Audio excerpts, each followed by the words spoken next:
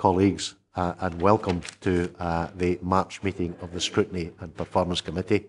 It has just turned 10:30, and for anyone, for future reference, this is the clock that we go by in determining when we start the meeting, not the one on the wall. But we don't exactly have a full house. Do we have any apologies for absence intimated, please? Thank you, Chairman. We've one apology this morning from Councillor Wiper. Okay, Councillor Thompson was certainly... sorry, yes, Ian. Just being finished, Chair, just to say that I have to leave at 11:30, so I'll be there. I'll just before that. Okay, thanks very much for that. Councillor Thompson was at the pre-meeting. Councillor McCoffrey is certainly in the building, if I can use a colloquialism. So hopefully they'll be along. Here. Indeed. Okay. So Councillor Wiper is the apology. Declarations of interest, unlikely question, but obliged to put it. No declaration. Thank you. Third item on the agenda is the minutes of the meeting of the 29th of January of this year. Is that a correct record, colleagues? Okay, thank you. And the fourth item is Scrutiny Review, Performance Indicators, and we're privileged this morning to have a presentation by Audit Scotland and a report by Assistant Chief Executive Lorna. Lorna, would you like to introduce our guest speakers for us, please?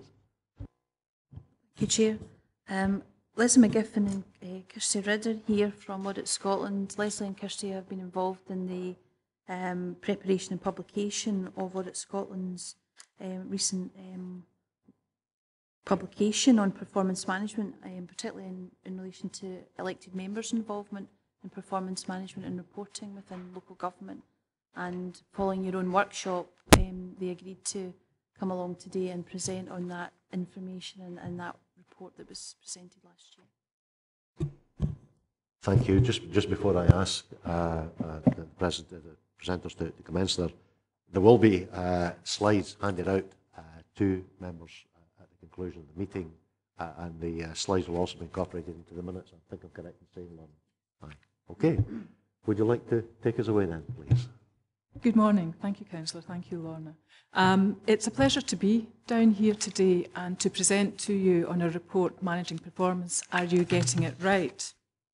Now, if I can get the technology right, that will... Yes, it does. It does. The report on Managing Performance was published in October last year, and since then it's been one of our most successful reports. It's been downloaded over 3,000 times from the website, and that was in addition to over 400 hard copies that we sent out to councillors and officers of local government in October last year. This is the fourth report in our How Council Works series. This is a set of reports that the Accounts Commission were quite keen that we actually built on the information and the intelligence that we gathered during our bread and butter work, so our external audit work, the best value work, any work that comes out of our performance audit group as well. And it was about looking to stimulate change and improvement within councils. The other reports that we have published so far include roles and responsibilities, ALIOs, arm's length external organisations, and also using cost information in terms of performance. So why did we decide to do Managing Performance? It was one of the most asked about areas when we were going out doing our work, whether it was best value audits, in the case of Kirsty and myself, or as I say, with our external audit colleagues. Officers and elected members were really keen to hear about just what is it in terms of performance management. They wanted to know what we were looking for in terms of best value for performance management, and also where the areas of good practice were. Now, there is a plethora of information on this. And what we have tried to do is gather that within this report and signpost you to areas where we think can supplement your information in terms of managing performance. We've also provided links to tools, and we talk about the tools that you can use to help managing performance, and that's one of the annexes to the report. So what is it that we actually mean about managing performance? it really is about information and data, gathering that, analysing that, then acting on it to improve the services and the quality of the people's lives throughout your area, Dumfries and Galloway. We see it as a continuous part of the day job for all staff and for councillors. From the work that we've been doing, we know that no single council has the perfect framework, culture, has everything in place in order to demonstrate effective performance management. What we do find, there are elements of performance management. So one might be developing culture, the other might actually have a good framework, but nobody has the solution. But it's worthwhile going along and speaking with other councils to find out just how they do it. But not just councils, because some of the good managing performance areas that we have seen have been in some of the other bodies that we audit. So for example, within the police and within the fire, there are some good examples there. Strathclyde Police have got a very good performance management framework. Very much command and control, slightly different, but you know, the Chief Constable on a weekly basis knows exactly what he needs to know in each of his areas. One of the things about having an effective performance management framework is that it actually helps you to assess how you're performing, how you're actually delivering on the objectives that you set for the area, and also to make sure that they are being done efficiently and effectively. You're getting the best value for the money that's going into them, and the outcomes for the communities within Dumfries and Galloway are improving. One of my final slides is on partnership working. We're publishing our first 3 early partnership reports next week, and you'll see again managing performance and being able to demonstrate outcomes features quite highly in these reports.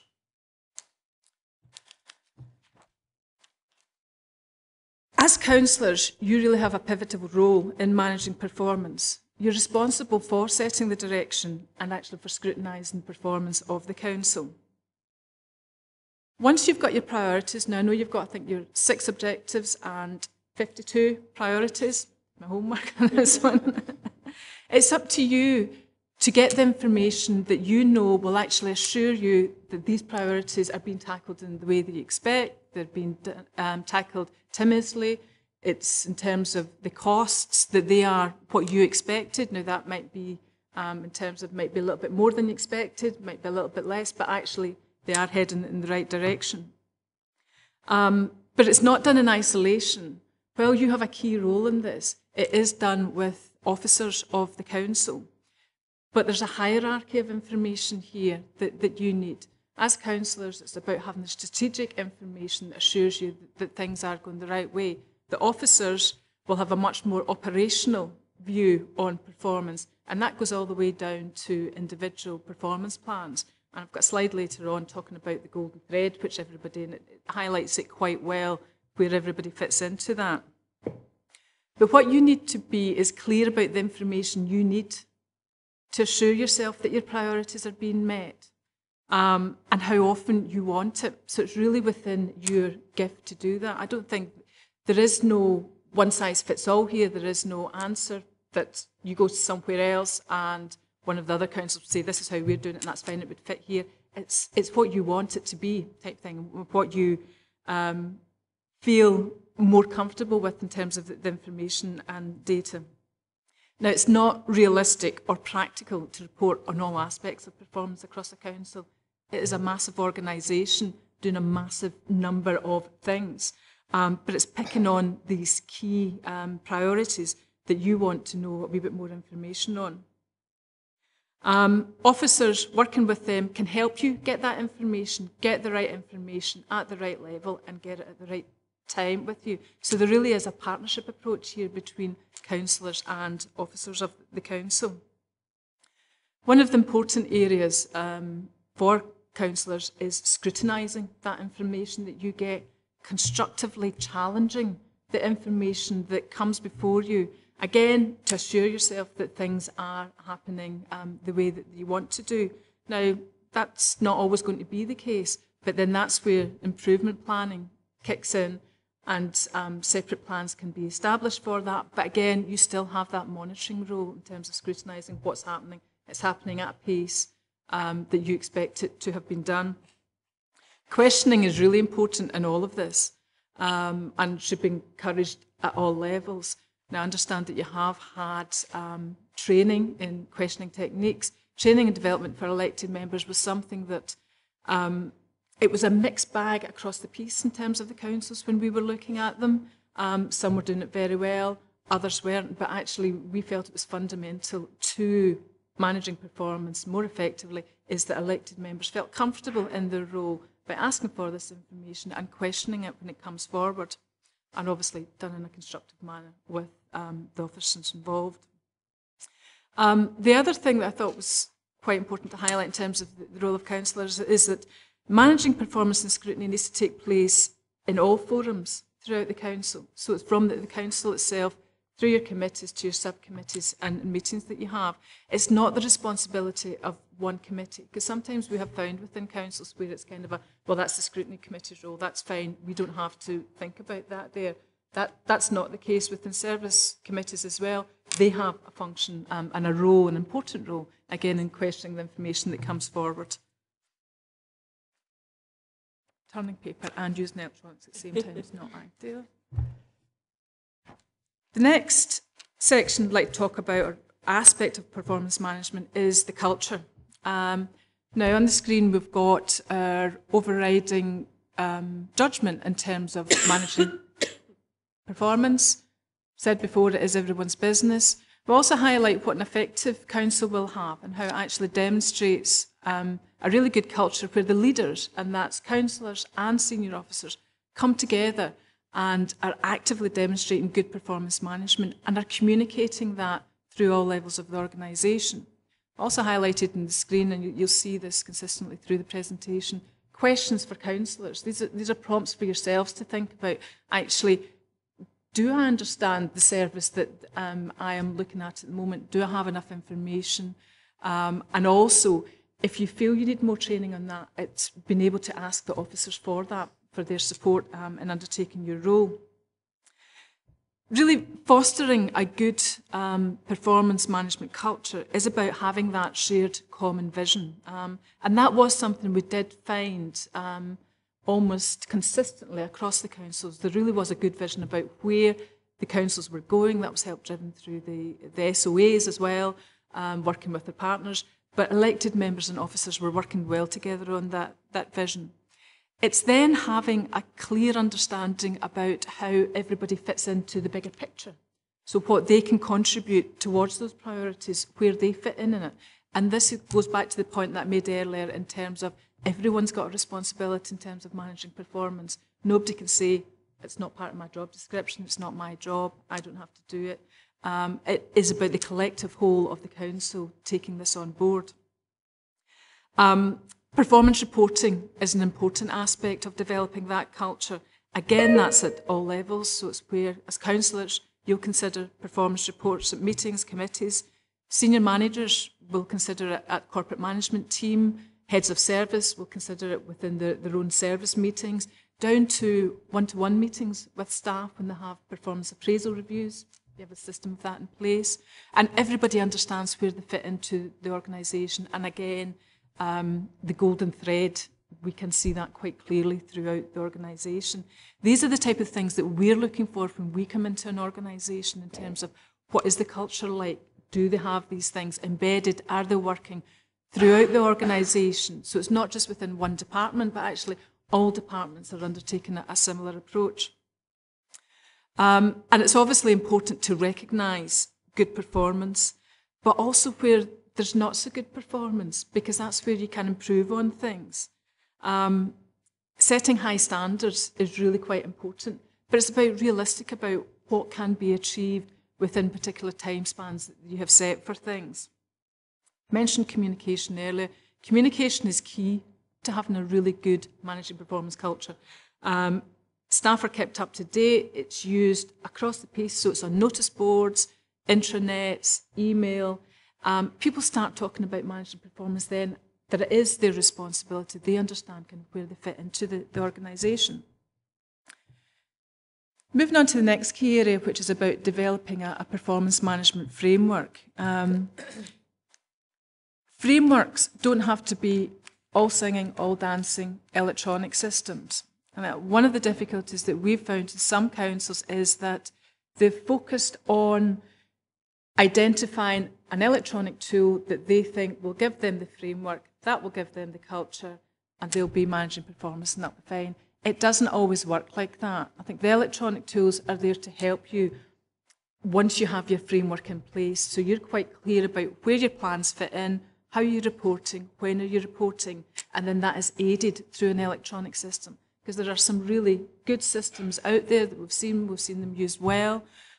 We've seen some basic electronic systems, which are graphs on the back of Excel spreadsheets, but you know that's being communicated, and that is managing things well, and in that organisation there was a really good culture of managing performance, but it was on very basic electronic tools, but they had all the plans flowing into one another. They had the reports coming up in the times that they had wanted them, so some were 6 monthly, some were monthly, some were quarterly.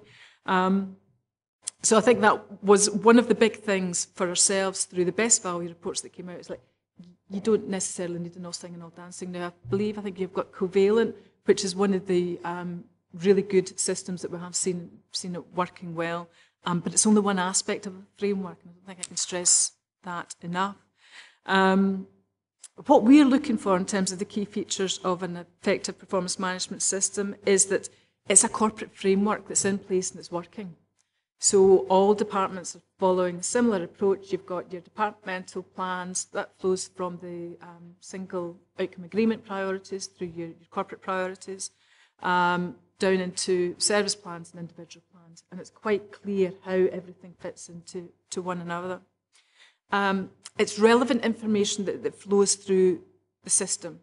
So you're not being bombarded with information. The information that you're getting in terms of performance is information that you're going to use. Very often what we have found is that sometimes reports come up and they can be, literally we've seen reports 100, 200 pages long. That's not going to help you as a councillor to do your job. Equally for officers, that's not necessarily going to help them to do their job as well. So it's about getting the right information, the right level of information. Where there is poor performance, that within the framework is challenged. Asking the questions round about that, whether in meetings or more formal committee situations. And things then, decisions are taken to change that and improve on things, because very often what we have seen is performance reports coming up to councils, committees, and any questions on it? No, it's fine, kind of, and then move on. So it becomes a rubber stamp exercise.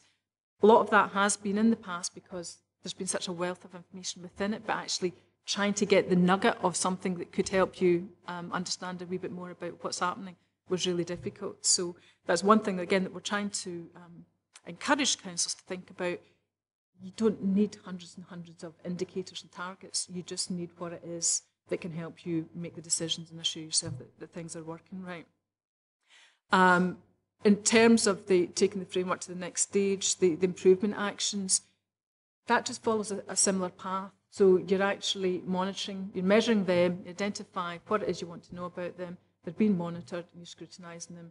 And that continues until it goes back into business as normal. I think you'll be familiar with this, so I'll not go into it in any detail. Plan, do, review, revise cycle. This was one of, the majority of councils are using this. So planning things out, taking action to do it, reviewing what's happening, and then revising, and then the circle goes on, and that's across the piece. We'll talk in a moment or two about service reviews, and that's something that we see as quite key to you understanding what does happen across the council. But that is done in a planned approach, because again, you can't review everything at the same time. It's where are the priorities at the moment for doing that? So I won't go too much into this because I realise that this is something you are working on. This is the slide I was talking about in terms of the golden thread. So it's quite clearly in terms of the objectives and priorities and your performance expectations run from the national priorities and local priorities through the single outcome agreement, through corporate plans, down to personal plans. And then the other side, on the right-hand arrow here, shows the information that comes back up the way.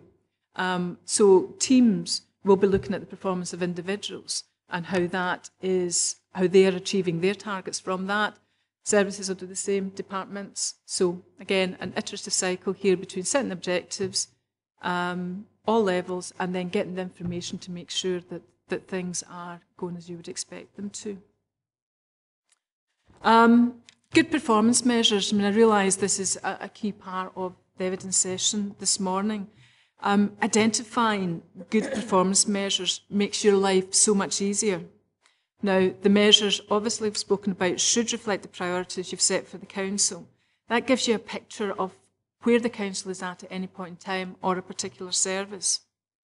We're looking for them to be smart. You'll be familiar with that. They need to be specific. They have to be measurable. They have to be achievable. It's something, there's no point setting targets that you know actually are not going to be attainable by services or the council. They've got to be relevant and they've got to be timely. So you can then assess the progress over a period of time. One of the things we have found, in particular with the community planning work that we've just recently finished, in terms of longer term outcomes, goes back to the single outcome agreement there, it's really important to have the shorter term milestones so that you know you're on the right path. Because what we have found in some instances is outcomes have been set, but actually you don't know how, because they are so long. They could be generational in terms of some of the healthy outcomes. But it's having shorter targets that you can again then assure yourself that you're on the right track. What we're looking for in good quality information is that there is a good understanding of the inputs. So you know the resources that are being used to deliver the services. So that's in terms of the money, in terms of the staff time, it could be the assets, everything's actually going into delivering a service or is going to achieve an outcome for the council. The processes, so how are the processes working? Outputs, what is coming out of that service being provided, but also more importantly is the outcomes, the impact that this service is having on meeting your longer term objectives and on improving the outcomes for the local communities. Good frameworks combine all this information to provide you a real good overview of what is happening performance-wise within the council. Now, one of the things that's really important here is about the customer information, customer satisfaction. Their views are absolutely critical to what it is that you're delivering, so you know that things are on target. And also it's back at the beginning, so you know you've actually set the right priorities for the area. They will actually soon let you know whether these targets are being met or not. I'm sure they do that. There's lots of different ways where this information can be gathered. Obviously there are surveys that can be conducted across the council. Where we have found that this works quite well is where these surveys are actually collated together, so that services understand when another service is perhaps going out and doing a survey and they can do a bolt-on to that. So you avoid the survey fatigue that sometimes customers face when they're being asked at lots of different points by different services how they feel about the service, what's happening. So it's about monitoring what's going on in terms of the customer reviews. It's also getting information. You get a lot of information from your surgeries, and it's about finding ways to be able to gather that and input that information into the services as well. And also from partners. There's a lot of work that you can do with the community planning partners in terms of the services, gathering the information together. That means that you get the information that you need to know that things are happening as they should do. Cost measures are essential to all of this. How councils work 3 report was based on cost measures. And actually without cost information, you're not able to fully monitor and scrutinise what is happening in terms of the service performance. And this is where benchmarking comes in as well. But that has to be taken in the round with all the other performance information you've got. Because a service has a high cost attached to it, that doesn't necessarily mean that's wrong. And equally, a low costing service doesn't necessarily mean that's right. there's a whole gambit of information that you've got that goes round about that, that will tell you the totality of just what's happening within that service. That's the hierarchy I was talking about in terms of performance information. So we have the outcome indicators at the top, so that's the output outcome, and that goes right down to personal performance information. So again, that can marry with the previous slide in terms of the golden thread, and also shows on the right-hand side where the main audiences are for each of this. In terms of the elected members, councillors, your view is really on the outcomes and the strategic priorities for the council, whereas managers are more involved with the personal performance PIs and team and operational performance indicators. That doesn't mean that you don't get the full picture. Exception reporting is really quite important, where you set the parameters of what it is that you expect. When things go out with the parameters, then exception reports come up to whether it be committee, the council, a subcommittee.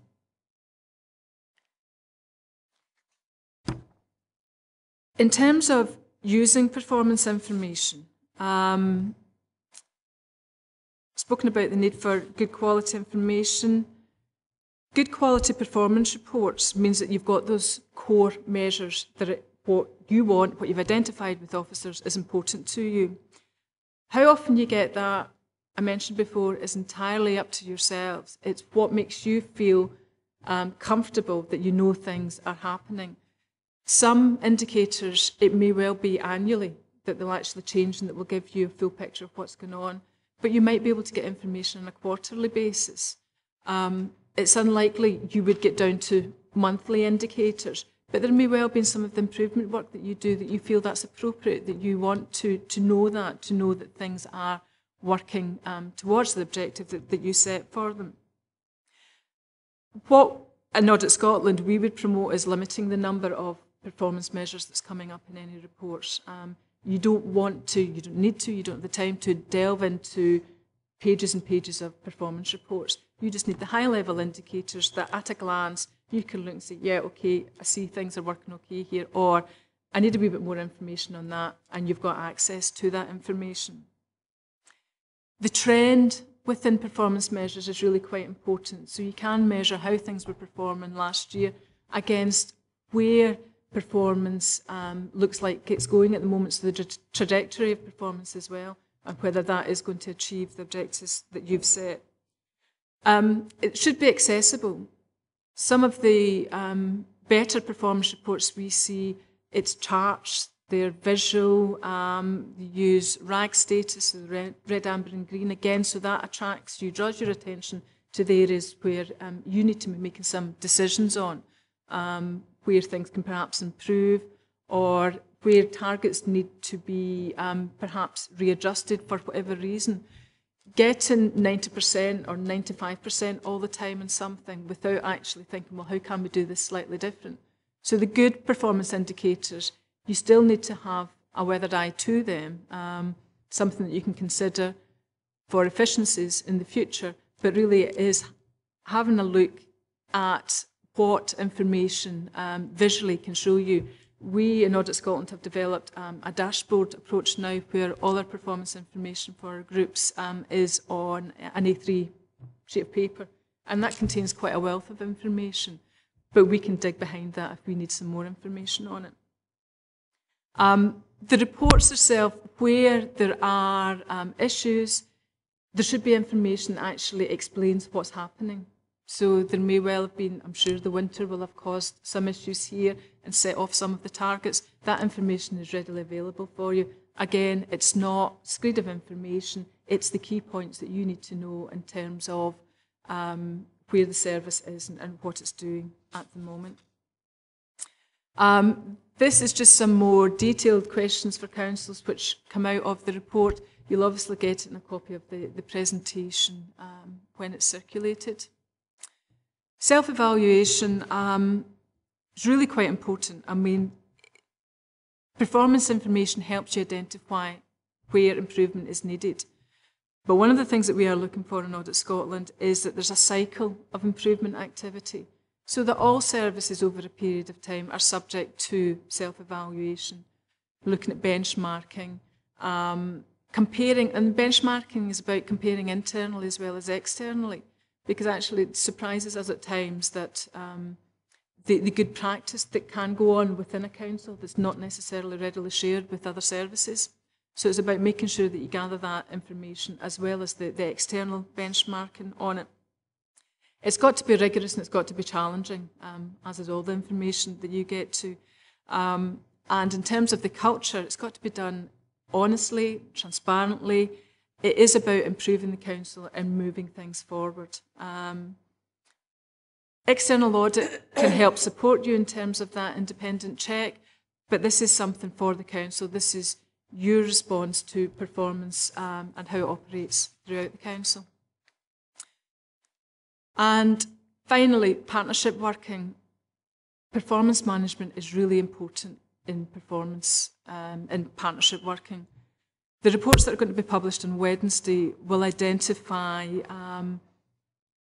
challenges in reporting in the longer term outcomes, and for partnerships understanding where they are and how they can demonstrate that they are actually delivering the outcomes that meet the communities. This is something that is not new to anybody, but it's just the principles that we have spoken about in terms of managing performance management equally apply to the work of your partnership. So if you're involved with partners, it's about challenging them to the information that they're putting forward as well. So whether it be the health, Scottish Enterprise, police, fire, asking them the questions about what it is that they're doing to achieve the outcomes that you have established for the area. That's my final slide. Now, I realise that's a really quick whirlwind of the managing performance report that we've done. I hope you had a chance to see it before we came down, and Kirsty and myself are happy to take any questions you might have. Well, thanks very much indeed, Leslie. It was concentrated but hugely interesting presentation as far as I'm concerned. We have, in fact, a number of questions that we've worked together as a committee and identified and allocated to various members of the committee, and the first of these falls to Councillor Dykes. Jill? Thank you, Chair. Obviously, as councillors, we recognise the role we have to play in scrutinising performance information. But if I was to ask you from a point of good performance reporting, you mentioned it about making sure that charts were, visual aid type charts, which would make us have a better opportunity of actually looking at those, and then an opportunity to delve in behind. But if I was to ask you, to give me an overview of maybe 3 or 4 or maybe half a dozen bullet points as to where we would be if we were looking at performance reporting and what was the best way to actually look at that. Would that be the visual aids that you mentioned? I mean, you mentioned about having a dashboard approach yourselves. Is that the best way to go? It's difficult in performance management to identify best approaches, because really it is what's going to work for yourselves. We have found internally that having a dashboard approach is really good, because it gets a lot of information on one sheet of A3 that we can then as a management team discuss where the issues are. Strathclyde Police, the Chief Constable there on a Monday morning gets, and I'm sure it's really very early,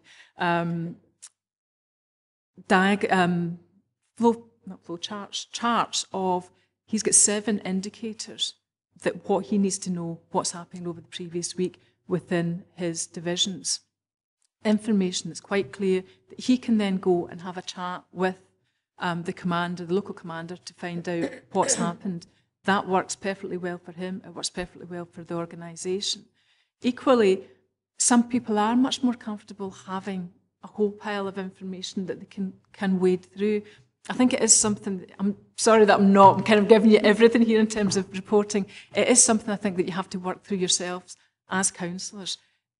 Just what it is that you're getting. If you're getting information and actually you're not really looking at it, it's not telling you, then you don't need to get that information. It's just kind of weighing you down with everything else and detracting from where the key areas where you can start asking the constructive questions, delving down and making decisions on particular areas.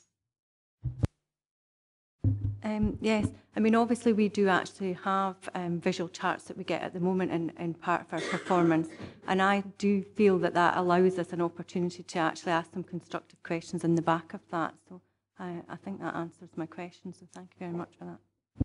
Any other supplementaries? Ian? Sorry, Councillor Crothers. Please, thanks, Chair. Just on the back of that there, and it's a note I actually picked up on myself.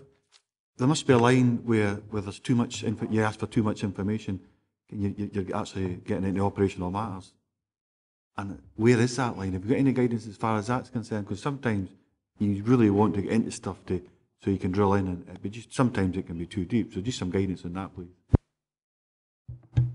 Certainly for councillors, we're not expecting them to get down into operational matters. You have your 52 priorities. It's the information that you can get that tells you how these indicators or these priorities that are actually on track. So it's keeping it a high level.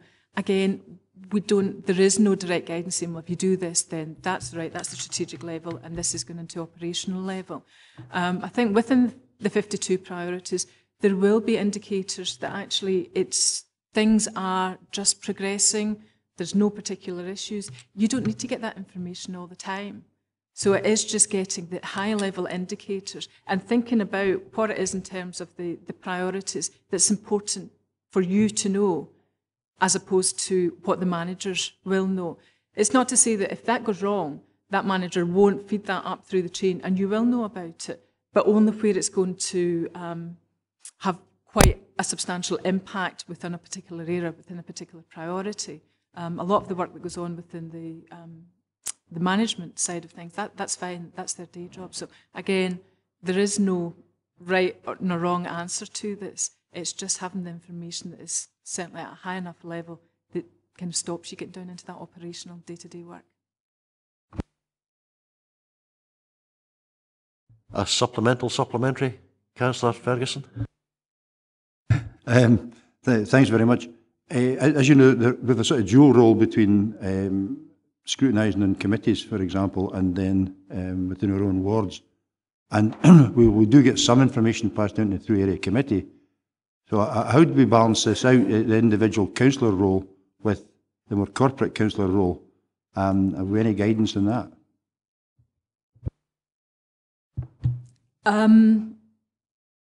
It's a challenging role, balancing the work within your own areas and also in the corporate sphere of the council.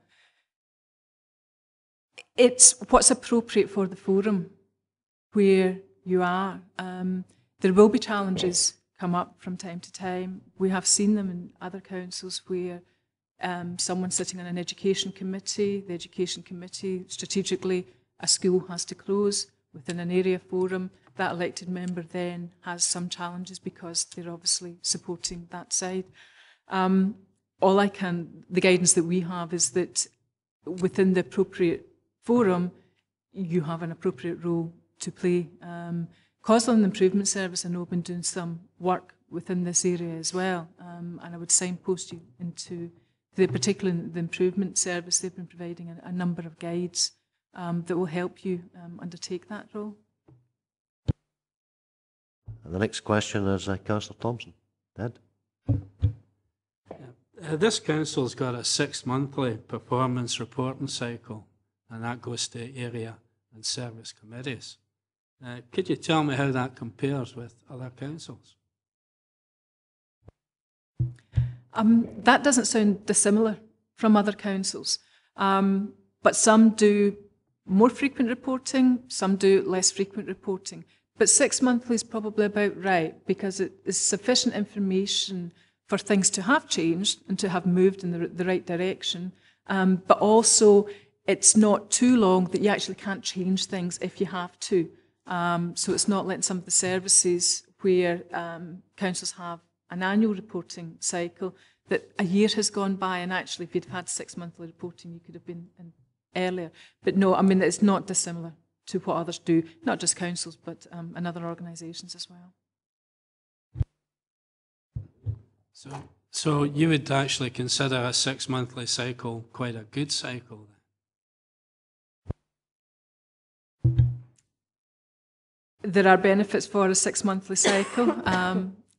It's what works for you. It does have the benefit of that you can change things more quickly than it was a yearly, but equally quarterly, things can be changed quickly. It's what works for you.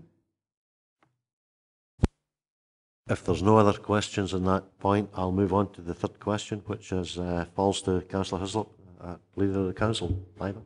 Thank you, Chair. We're a large organisation. When you're rolling out performance management and continuous improvement, sometimes you can be too close to things and you don't see the pitfalls that could come your way. Is there any pitfalls that you're aware of that we should be looking for so that we don't fall into them in our continuous improvement?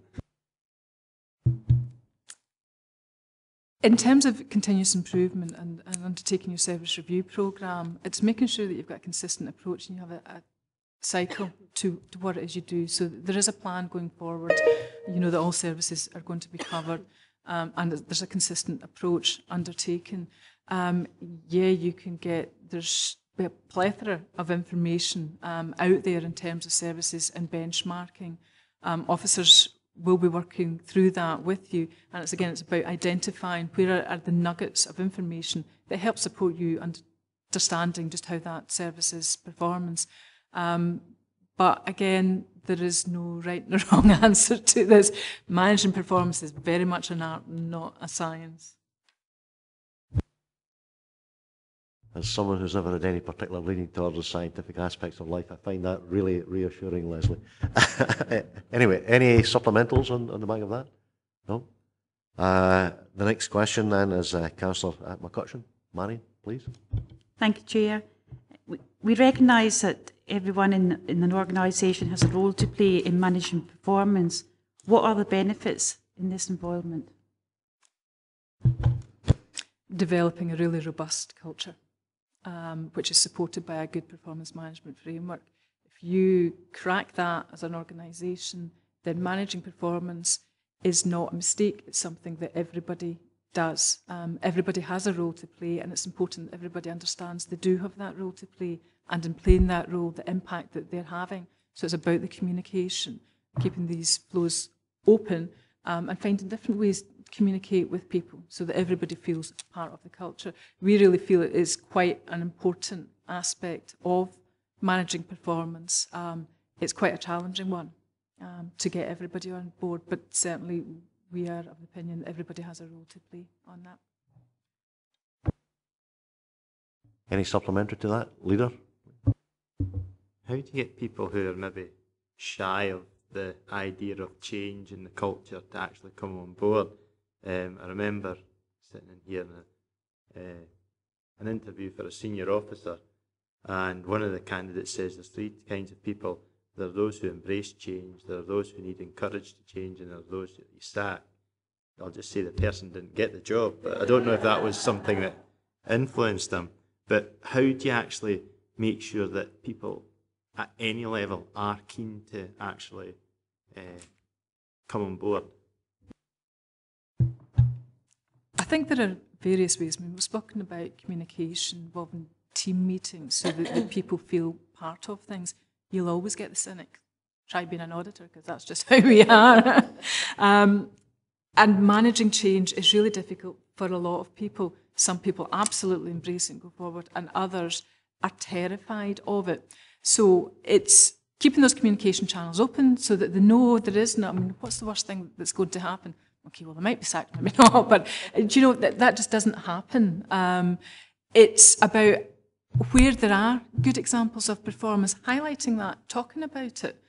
Again, where improvement is needed, talking about, okay, so where have things gone wrong? Why is improvement needed?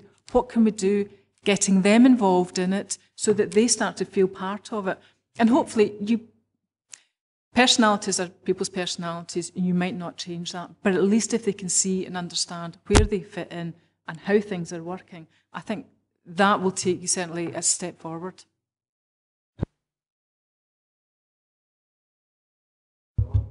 Thanks, Chair.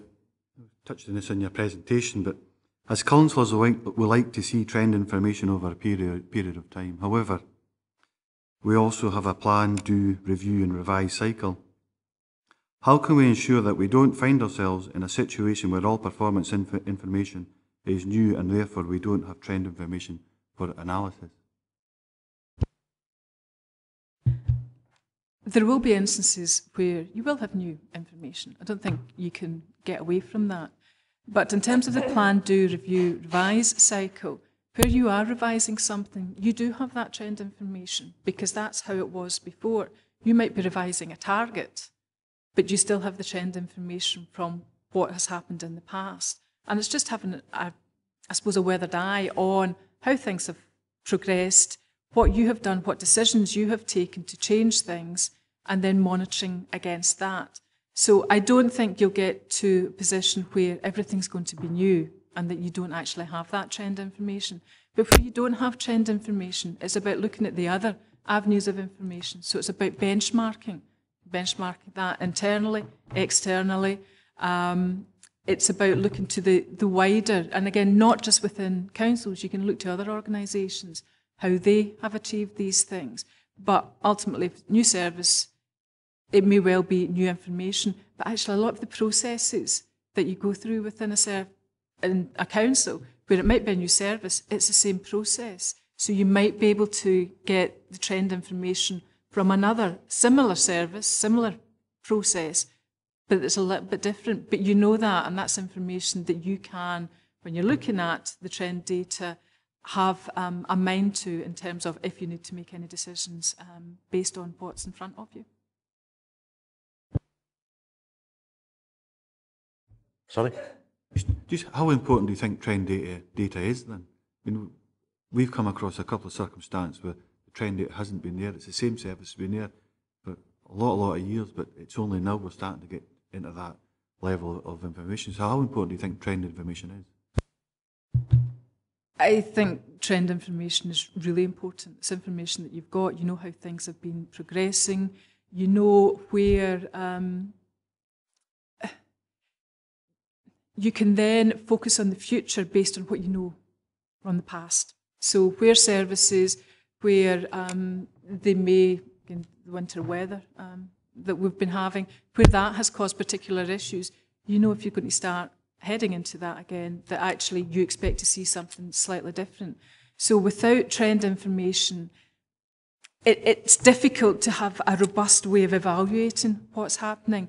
But don't get me wrong, there's actually not a lot of councils that have trend information. So the service that you've highlighted, they're not different from a lot, but actually people are starting to realise now that trend information, just how important that is and how valuable it is to have. But what I wouldn't say is don't go back and re-engineer things on that. You need to accept where you are, and it's about moving forward. If you accept that, you're going to start gathering information and using that on a trend basis, then that's great. I think that's a really good starting point. It was on the fact that you said if you are changing some of your indicators to reflect the new way of working, you might not have the trend, but you can go and look at other areas and other businesses, other councils, etc.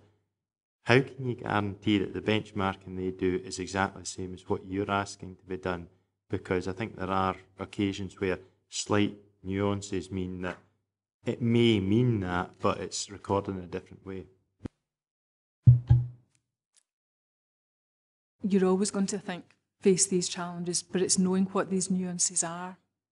Because not everybody is going to gather the same information in the same way, but if you know the nuances, then you can still make the decision based on that. In terms of when we still are gathering the statutory performance indicators, the one thing that actually missed for a number of the areas was council priorities, council policy. Council policy could be different, but of course we were getting the information in the same format, so we then had to think, right, okay, so what are they doing that's slightly different from somebody else? So again, it's having that, knowing that nuance, and just having that in the back of your mind when you're having a review of them.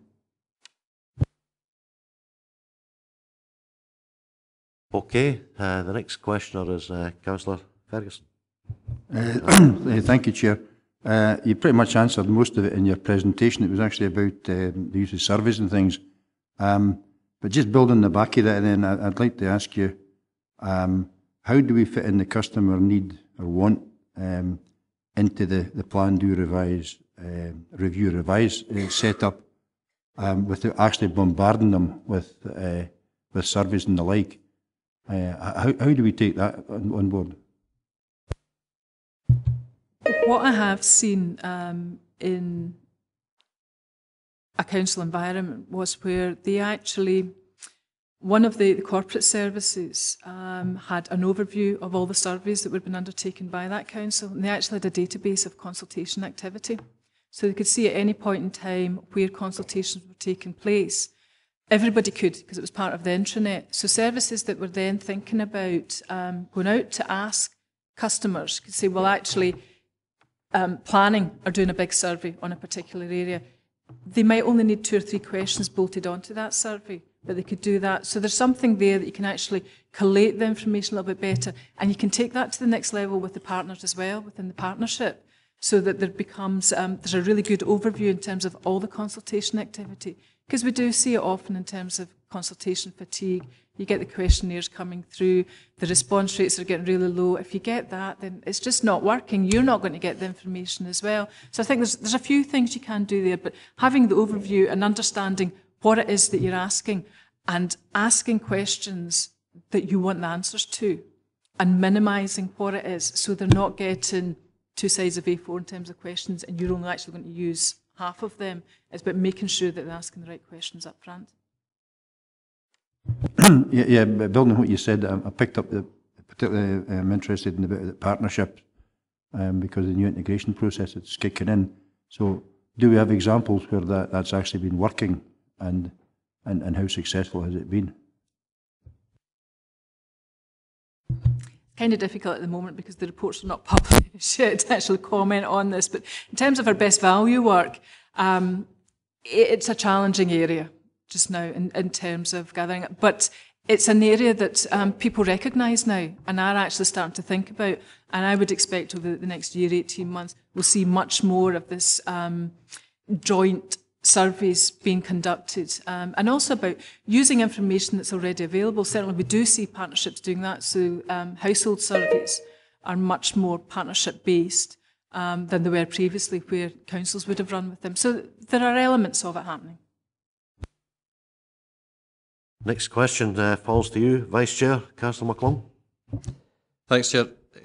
The Council publishes its annual public performance report 7 months after the end of the period it's being reported on, and we've identified that work is required to provide more up-to-date information. Is there any advice or guidance that you could provide on a good method of public reporting? Make sure that it's balanced. That's one of the things in terms of best value when we are looking at public performance reports. And the Accounts Commission are really keen on public performance reports now, and from next year they'll be looking into them in a little bit more depth. We don't often see balanced reports. So where there are issues and you know improvements required as a council, and this is across the piece, that's not necessarily coming out within reports. We know there are some exceptions, which is great. But primarily, they're all very positive, which we can absolutely understand why. But in terms of best value, we're expecting an honest approach to looking at the information that's available to you. It's also making sure it's consistent, that all services are reported. The information is, again, visual. Visual for yourselves, if you find it useful in terms of the performance reports, so will the public. And again, it's not having too much detail within that, but it's giving them a signpost to, if they do want more information, then they can get it, whether it be your website, come and ask, come speak to you at a surgery. The 7 months after the year end, I think that's not, again, uncommon. Actually, some we know are a little bit longer than that. That's the nature of cut off in March, summer recess, what have you in between. Obviously, if that could be sooner, that would be great, but I don't think that's anything out with the ordinary. No, the supplementary was actually answered by the last statement there. Thanks very much. Councillor Brodie.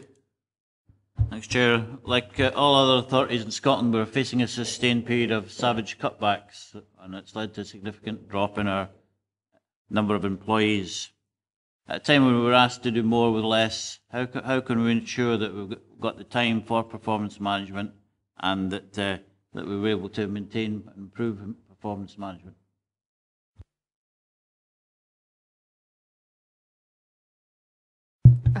Certainly recognise the challenges that not just councils but the public sector are facing at the moment in terms of the financial position we find ourselves in. I hope that I've demonstrated through the presentation that performance management isn't an add-on. It is what people do within their jobs. And I think that is one of the challenging messages to get over to staff, is that this isn't a line within your job description that is an add-on to your normal day job. What you do contributes to managing performance at every level. And I think it's about communicating that message, strong message by the leadership, by yourselves and by the corporate management team throughout the organisation, so that people we develop that culture, people feel that they are part of the council, they have a role to play in determining the priorities and the outcomes for the area.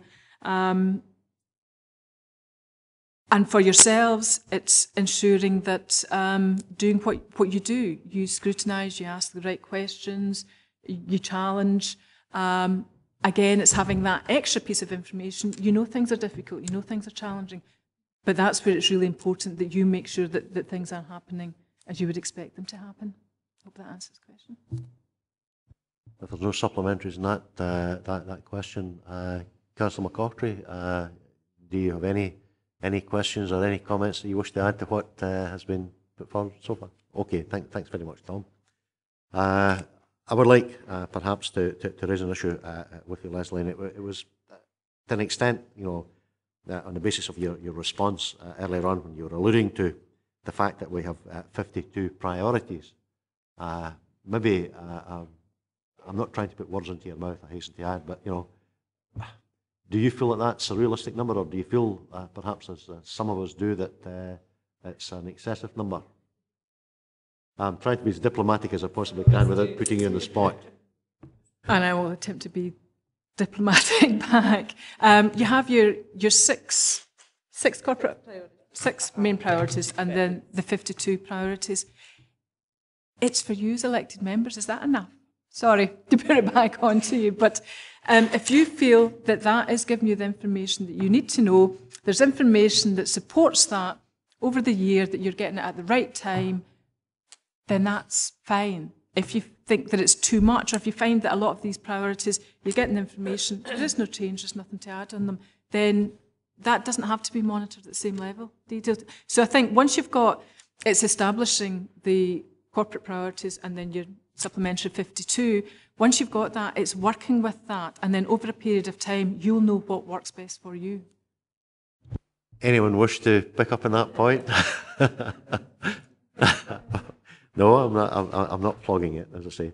Right, well, going back to the body. Well, first of all, can I thank you very much indeed for your response to the questions and also to the presentation. Something akin to a tour de force, in my opinion, and all the more appreciated as a consequence. If you go to the report, it's item number 4 on the agenda, colleagues. You'll see that Lorna is going to speak to the report on the back of the presentation. Lorna, please. As members recall, this was part of your scrutiny handbook, which was about receiving evidence as part of the reviews you've agreed. This is the inaugural evidence session as part of one of your reviews, the review on performance indicators, and particularly on member scrutiny of that and receipt of information on the Council's priorities and commitments. In terms of this meeting today, we've agreed with our governance colleagues that the evidence session will be recorded as an appendix to the minute of this meeting, and so the answers and questions and presentation will be recorded as it was delivered, and the questions that were asked and the answers given, and that will be given to you as part of the evidence that you'll want to consider in due course as you go forward with this review. Well, on that basis then, can we perhaps go to the recommendations? 2.1 was to receive a presentation from Audit Scotland on performance management. We've certainly done so and responded accordingly. And the 2.2 is to consider the information and the evidence this provides for committee's review and performance indicators for council priorities and commitments. Does anyone wish to add anything further to what we've heard or what Lorna has just synopsised for us? Okay, thanks very much indeed, Dan. I understand that Leslie and Kirsty would like to stay for the rest of the meeting. As long as you're not having second thoughts about it, we would welcome you for the duration of the process. Thank you. Next item is on the agenda, colleagues, is item number 5. It's self-assessment aspect of managing performance. I'm correct in saying that Liz Manson and Donna Maxwell will be introducing this report.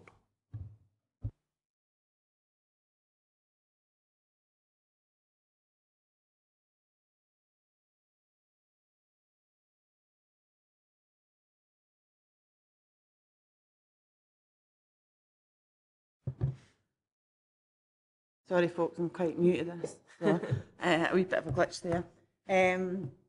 On the back of the presentation from Audit Scotland and the publication on how councils work, managing our performance, we've carried out a self-assessment on the characteristics of a council, and they're detailed.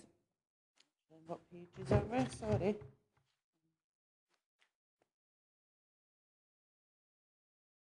In part 9 of the guidance. Essentially, we've used the characteristics of what an effective council does and what an efficient council does. It's key to say that we're still early in the process. We're just 2 years down the line of trying to implement a new performance management culture right across the council. It's very new to people. There is resistance to change. There has been resistance to change, but we're getting there. There has been business plans introduced. We have got detailed performance indicators, improvement actions within those business plans. We have detailed performance reports that now give us the data that we're looking for on the performance information. We've got those reports going to CMT.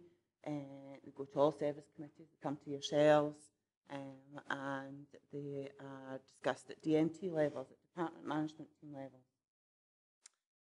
It's key to say in this assessment we've carried out, there really wasn't any surprises in what we found.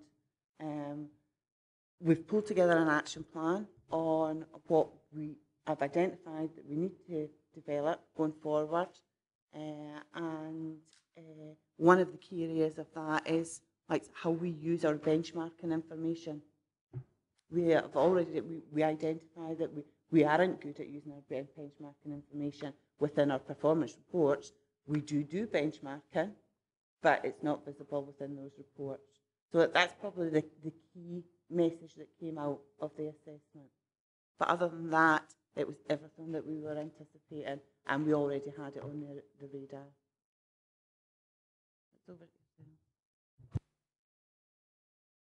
I think a number of the points that Leslie made in her presentation you will recognise both in the assessment, which is the first appendix, and also perhaps more importantly in the second appendix, which is the development action plan. If there's anything else that you think came up in the discussion with Leslie this morning that you would like to see in that action plan, I'd certainly be happy to hear from you. If there's anything that you think we've missed in terms of good practice and the areas you would like us to develop and to take forward over the coming months. Okay, can I ask then, colleagues, for any comments that anyone has on the body of the report before we move to deal with the appendices? Give a wee bit of structure to it. Councillor Dykes. Chair, thank you. It was just an observation under 3.8, and I know that we are going to be going on to discuss that in item 6, I think. So it was just on the benchmarking using SOLACE and how we actually feel about the information that's come back from them. That's all.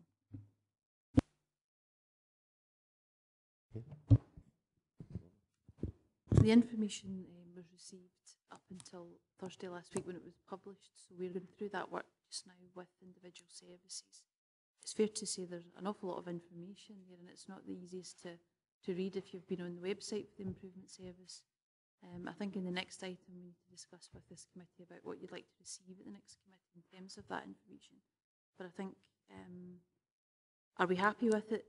I mean, I think we've made representations like every other council about some of the concerns we have with it, but I think there's an opportunity in terms of particularly cost benchmarking and understanding what lies beneath that for both their own department and services, but also services in other councils, and actually building relationships with other councils to do better benchmarking with them, and I think that provides an opportunity, but I can go into that in more detail in the next report.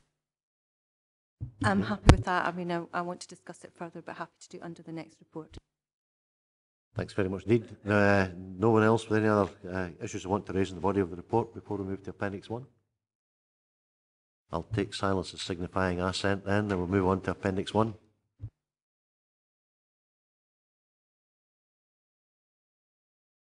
Councillor McCoffrey.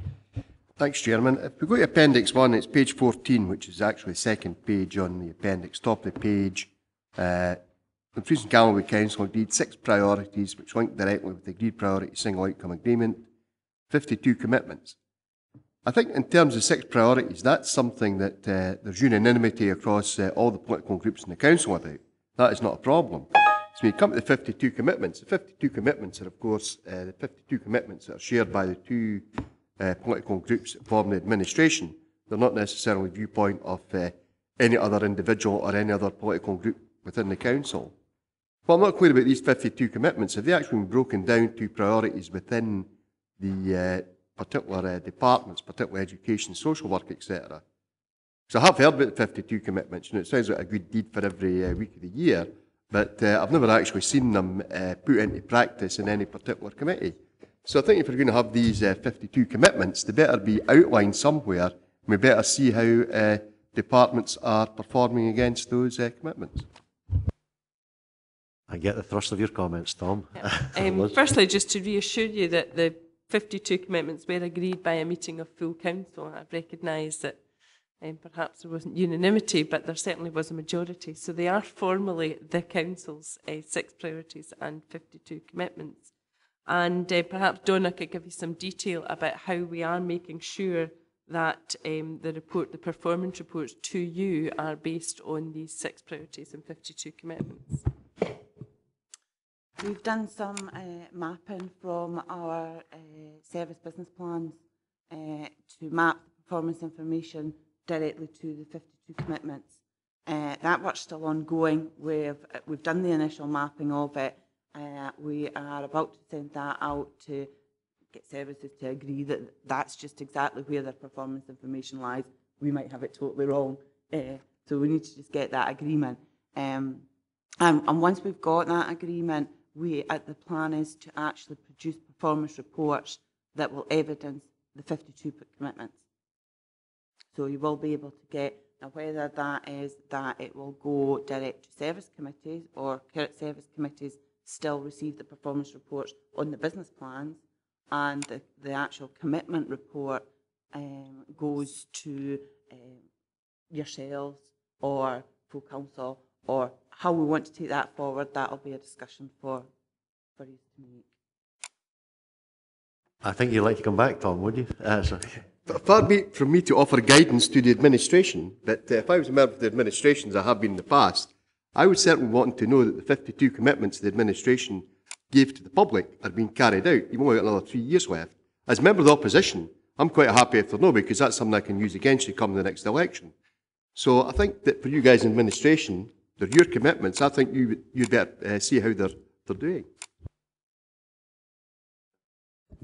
I think in terms of the work that's been described as around the reporting of that, and that's an annual cycle, every business plan has the relevant commitments that those departments or services are responsible for embedded within it, and that was part of the scrutiny of the business plans that was taken forward. The work this committee is doing just now is actually around the performance information and the priorities and commitments It's about the information you receive in a holistic way around those, and particularly around the PPR on that, and your views about how that might be presented. So that information is within the business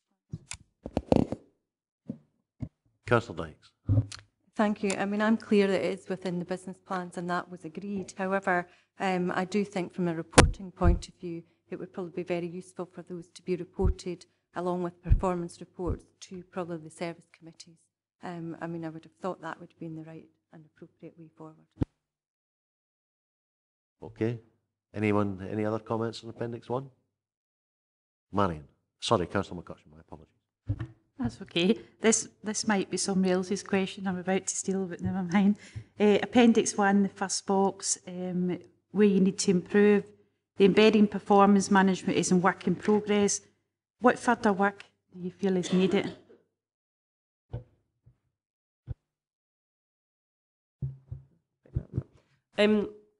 As you'll see in what we're doing well, there are a number of different aspects to this. There's elected members training, there's officer training, and there's the performance information reports that are coming through. I think it's about embedding that and doing more of it over the coming months and years to make sure, as Leslie was saying, it's an ongoing programme, and to make sure all these different aspects of it are taken forward.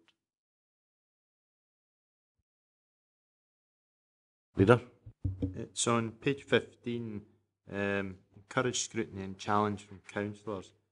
Elected members have been involved in developing the structure and content of performance reports. Now, if you go back to education, they were doing a thing called Brain Gym. Brain Gym says that boys like to look at pictures and charts to work things out. Girls like to look at narrative. How do you manage to actually mesh the both of them? Because what suits for one person might not suit for another. As Leslie said earlier on, it's what suits the person. How do you make sure that that report covers everybody's way of taking information in and then processing it?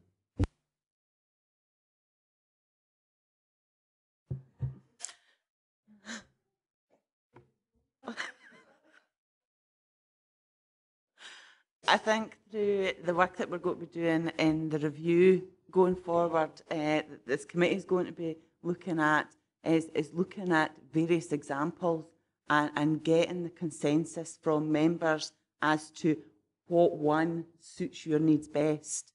There isn't going to be a one-size-fits-all.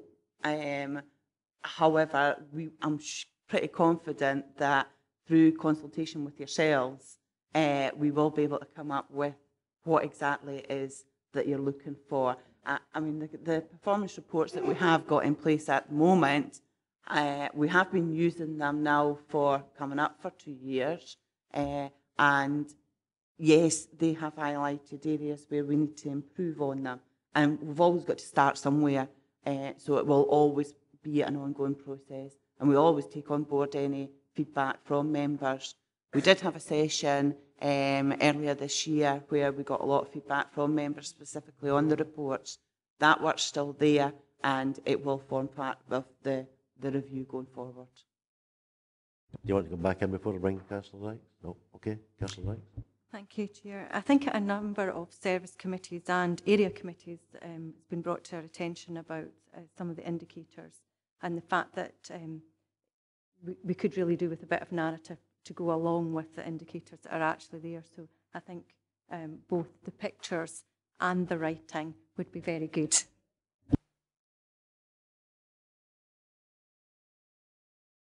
Any other comments on Appendix 1? Anyone? Okay, can we move then on to Appendix 2? Sorry, beg pardon? No? Can we move on to Appendix 2 then? Any comments to make in that particular part of the report?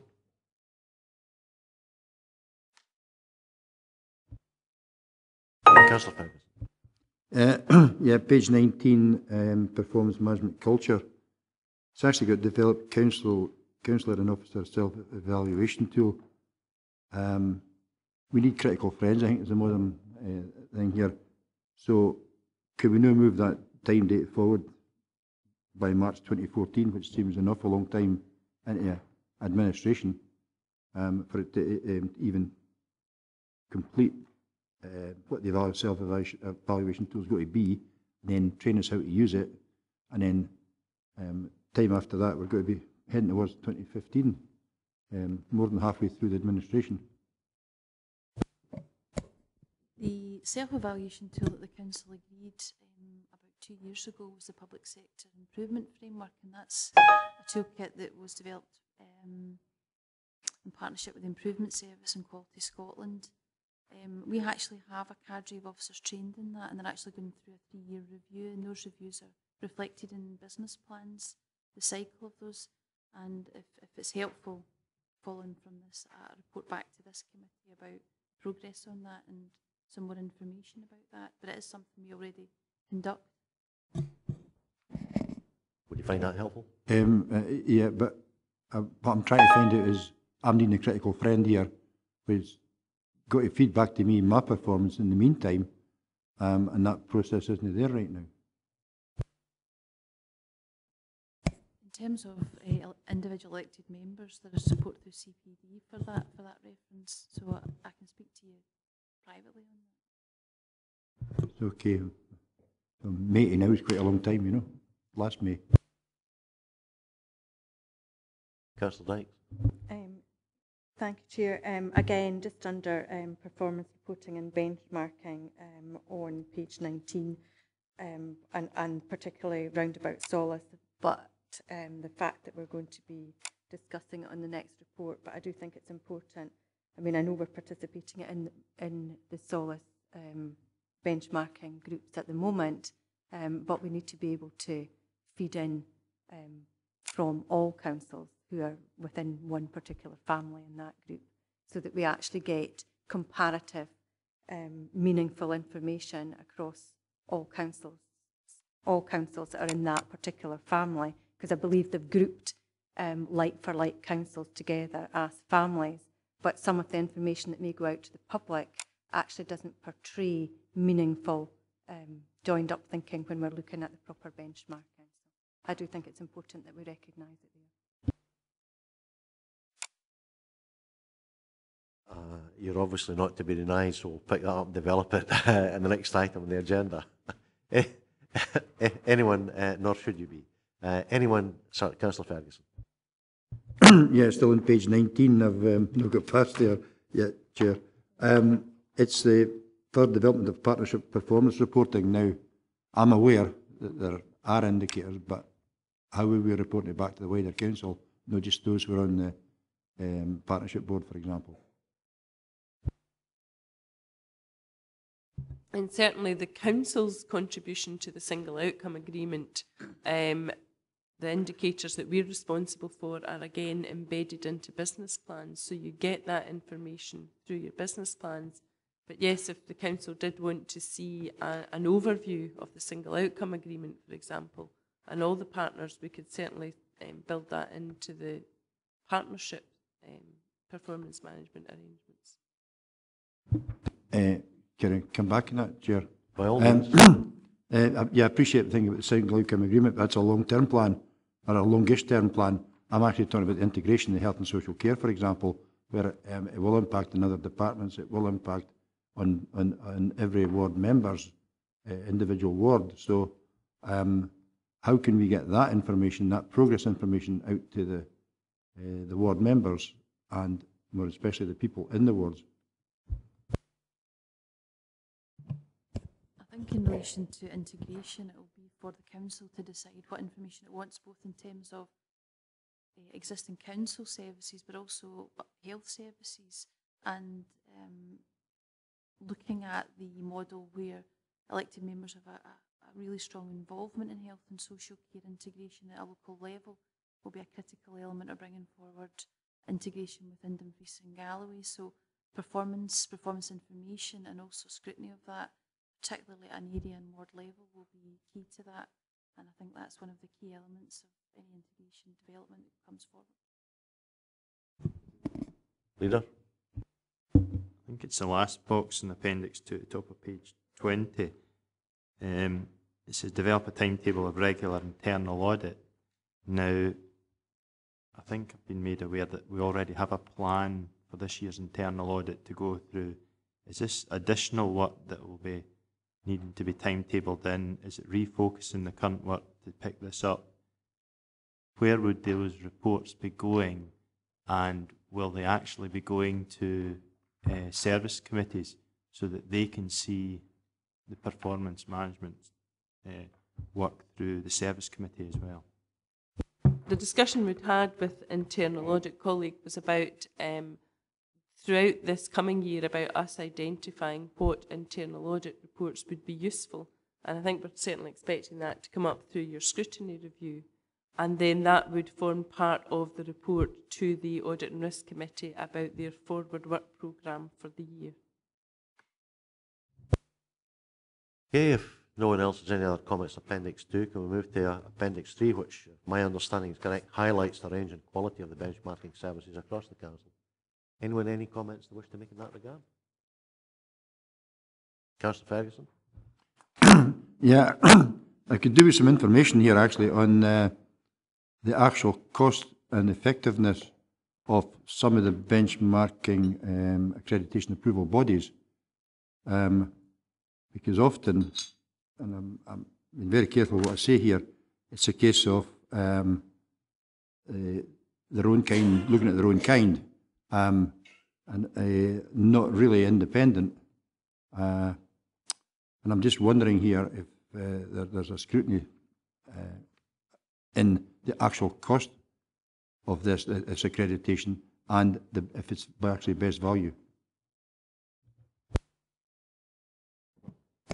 I think that's a very sensible point, and I think in terms of if this committee wish to undertake that as a discrete piece of work, then I think that's inappropriate. I mean, I think one of the issues for members is about looking at cost and information and whether it's contributing. This is a whole range, and there will be costs associated with some, but not all of these.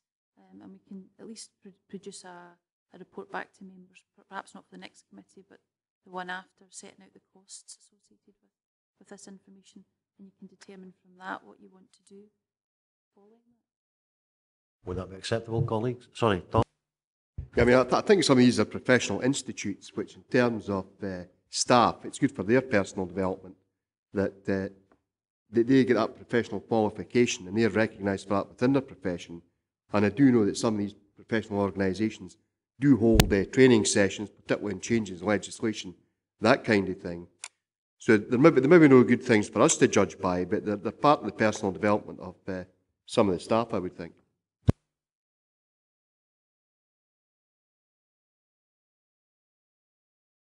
Councillor Dykes. It was just to say I think it would be very useful information to come back to this committee, because it might be that we would look at taking on board somebody else to give us further information as well. I just think some of them will be historic and some of them will be new, and I think it would be useful to know what that situation is. Right, so basically we're taking that suggestion on board. That's the agreement, thank you. Anyone, any other comments, points to make on Appendix 3? If not, can we go back to the recommendations then? Can we be reminded, Claire, just exactly what we've agreed considering this item?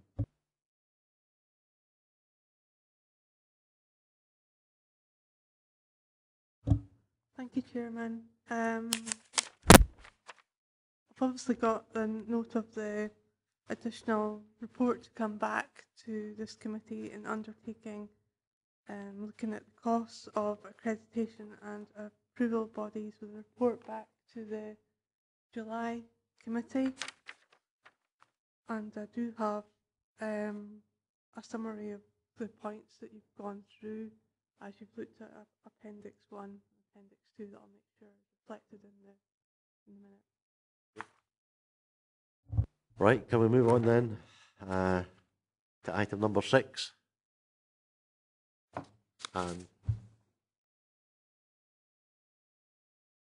Heather Carnahan is presenting this item. Welcome to the meeting, Heather.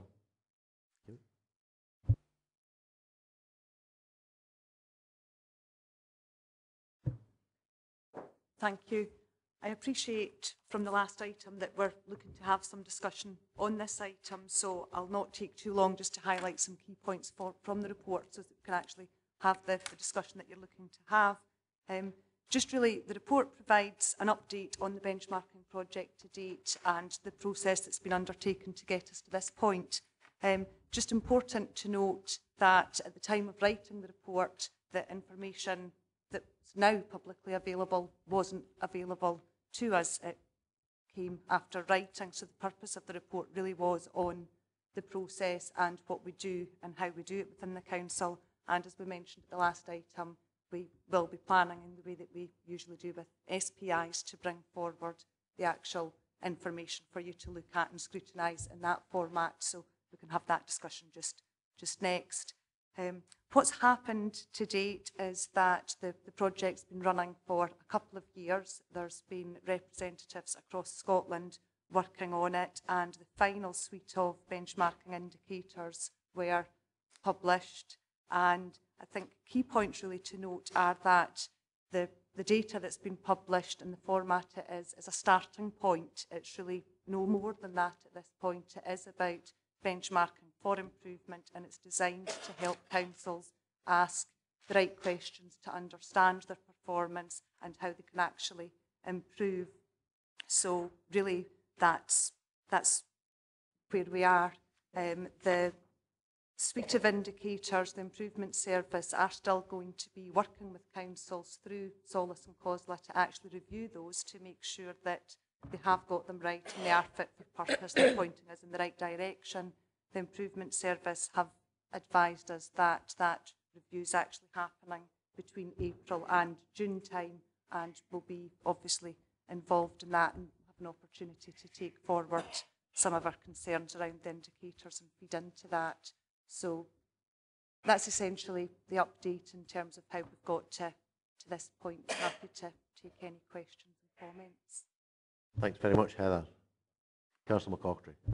Yeah, I think we've got to be careful with this, because I can recall many years ago, SIP, for the professional public accountants organisations, they publish a wee book every year for district councils, regional councils, and it was misused because folk thought they could compare services. Unfortunately, you couldn't, because different councils had different ways of apportioning costs. So, I mean, I notice in here you've got one of the indicators is cost per primary pupil. Now, SOLACE have set that as an indicator. Have they also set how that indicator is determined? Have they said these are the things that will come into the cost per primary pupil? Because if they haven't done that, then there's absolutely no point in making comparisons. Because some authorities will put, shall we say, the refuse collection side of the school into the cost per pupil, others won't. So it's really the basis of how they've determined these indicators. Otherwise, the comparisons are useless.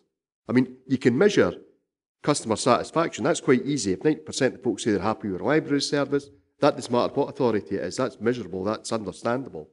If only 40% say they're happy, you've got to take action against that. But it's when you come to the costing things, if there's not the same basis for the costs, then is it really worthwhile having? Absolutely, and I think that's one of the key points, that it's designed to help understand and start to ask those questions. The directors of finance group were actually involved initially quite near the beginning of the project. One of the source for the financial data is the LFR, and it mentions in the report that there was some concern about inconsistencies within the LFR. Directors of finance have been involved in that to ensure a degree of standardisation, but it is absolutely about identifying those differences and asking the questions to understand what's causing the difference. Just follow on from that. I mean, that's the other cost one that struck me was the one on refuse collection. Now, obviously, if you're in Glasgow, it's cheaper to collect there than it is in a rural area like Dumfries and Galloway. I mean, the other issue was the highest paid 5% of employees who are women. Now, I don't know, again, on that comparator, if you take Clackmannan, which is the smallest authority in Scotland, there could be women there who are in the highest 5%, but they may only be in a senior clerical job because of the pay scales in that authority. whereas Glasgow, the biggest authority, may have very few, but you could have women in senior positions who are earning a lot more than the chief executive of Clackmannan, for instance. So it's how you get these comparators, how you do them. And again, I notice they're saying they're going to use it on the revenue budget. But bear in mind, we don't have a housing function.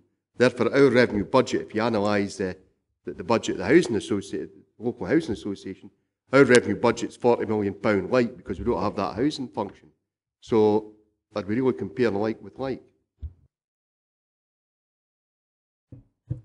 Yeah. I mean, absolutely. I don't think that's not a question I'm going to actually attempt to answer, other than absolutely, and it is designed to actually identify those things, allow us to flag those and understand the impact that those types of things do actually have on the performance, so that we can question around those and make decisions in the knowledge of those types of differences. And actually, indeed, that's why there is the local PPR aspect to it, so that we are able to put it into local context and actually provide some of that information that does run alongside the national differences. Can I just add to that? I mean, I think it's a benchmarking project, but it's been presented as benchmarks, as absolutes, and the win out of it for every local authority, and Audit Scotland alluded to it, was to be able to look at the costs of services, truly understand that and get underneath it. Unfortunately, what we have at the moment is simply a list of data which has been treated as benchmark, and the bigger piece of work and the more valuable piece of work is understanding what that information is telling us and being able to come back to members and explain that, but also flag the areas that we need to do more work on to understand why we cost more or achieve more or achieve less with the same resources. That was really the point I was making, Alistair, because unless every authority in Scotland has got a common way of determining costs, then you can't really benchmark or make comparisons. So really the work has to be done by SOLACE or some other professional organisation on what everybody agrees are the bare costs. And that might be harder to achieve than you might think, by the way. Doubting Thomas, perhaps. Councillor McCaffrey. Councillor Dykes, you're champing at the bit to get in as well. Thank you, Chair. Councillor McCaffrey is quite right. The fact that he is quite right on this particular issue. Well, you qualified it. I was about to say there'll be a blue moon tonight. On this particular issue is quite right. It's true to say that and Lorna mentioned that benchmark has been classed as absolute. Well, it is wrong to suggest, if I just picked one example, for example, and I picked roads, Dumfries and Galloway Council become 32 out of 32 councillors on roads, because the way they actually look at investment in roads is done on revenue budget, does not take into consideration anything to do with capital input into that budget, and therefore it is not correct to suggest that that's what the position of Dumfries and Galloway Council is on that particular issue. It's the same on a number that Tom's mentioned. If we are going to do this, and SOLACE are going to do this, then we need to make sure that it's comparative, it's meaningful, and it's measured correctly across the piece, because that is not what's happened. And that information then goes out into the public domain, and it's incorrect. Councillor Ferguson. Thanks, Chair. Heather, I'm not expecting you to answer this because it's no fair drilling right down into individual things. But for example, if you take the Children's Services one, the proportion of pupils entering a positive destination, right? Who determines what a positive destination is, right? And I would suggest moving to higher education is not a positive destination. It's only a continuation of their journey. The destination is actually getting a qualification at the end of it. So is that included in that? If you can't answer it, I'll quite happily.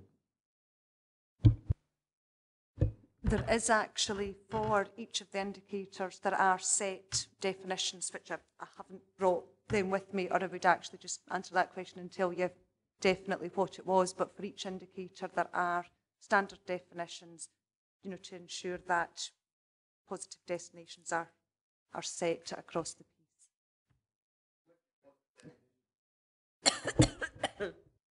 It might be if you've not got a house, absolutely. Anyone else Any comments to?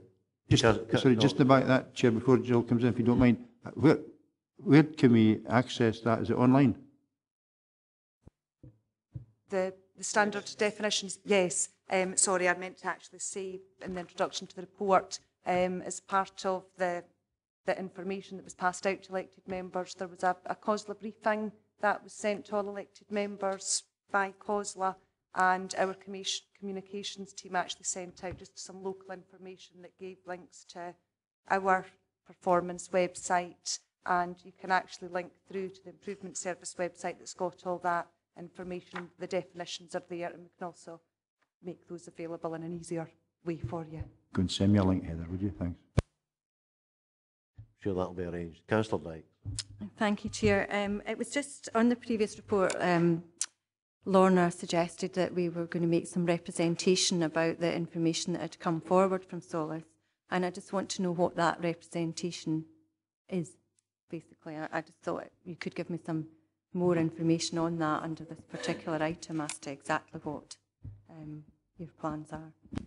I think as officers we've made representations for the last 18 months on the data. I suppose not so much in the data because we didn't get it till in the last few weeks from Improvement Service, and that's for a myriad of reasons, but particularly on the definitions. As Councillor McCarthy had mentioned, SIPFA, Directors of Finance have made representations on it. I think the important thing is to look at the balance between opportunity and concerns over the information. The opportunity that we've seen through the Improvement Service and the COSLA benchmarking was to form better relationships with other councils in Scotland to benchmark and understand where we could improve. And that's one of the areas which has been progressed through the project, but not as far as we would have hoped. There have been some groups set up in terms of family groups, and you mentioned that. There have been a number of debates about that, but I don't think it's simply to compare. Each service is unique, and we need to look at good comparators across that. I think there are drawbacks. We have made those representations. We are, like every other local authority, invited along to the workshop sessions with the Improvement Service, who report through COSLA, and we make those representations. Of course, elected members also have the opportunity to make those representations. And that has been, I think, tracked through COSLA over the last year, the benchmarking project and the presentations for the Improvement Service. So we will continue to make that those representations, particularly on getting better cost benchmarking information that is comparable and does compare as far as possible, like for like. As Councillor McCarthy said, that is not going to be an easy thing to do.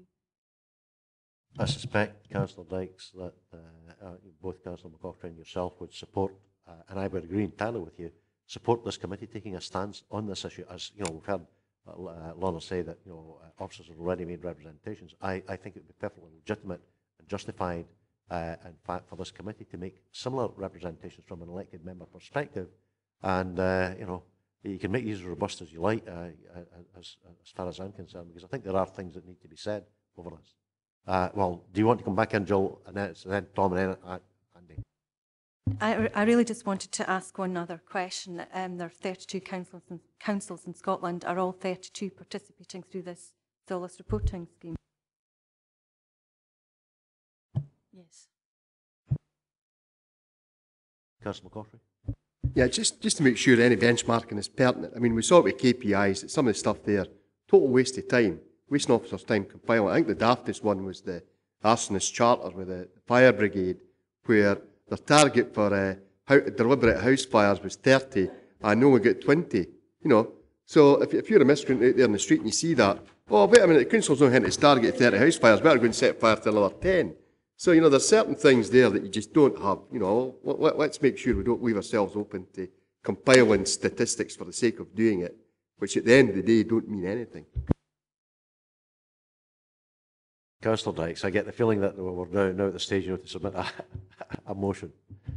Yes, I do think that the Scrutiny Committee and Dumfries and Galloway Council does need to make a stand about the information that's coming forward and to make sure it's like for like. Have you got a specific form of words in mind that we can all sign up to, hopefully? No, I'm sure you'll be able to come up with that. Beg pardon? A consistent approach across all authorities. Yes, that would be, that'd be a good starting off point, and ensuring, in fact, that the information which is produced is indeed relevant.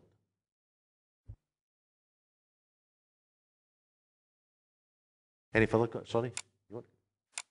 Andy? I would actually like to show that the 32 local authorities show a commitment, right, rather than just feed into it. Right, they're actually going to do it, and that should be taken back through COSLA, I would suggest. I'm not quite sure if I understand how robust you're trying to be. Well, if we ask people to become involved and to do it, they might do it. If there's a commitment from them at COSLA, then they would be required to do it. So, in other words, what you're really saying is that, if I understand you correctly, we're entitled to expect a certain standard of performance from this particular organisation and producing this information, and there has been a very considerable degree of concern, not to say apprehension, that is not. That is not. I thought I heard a sharp intake of breath there.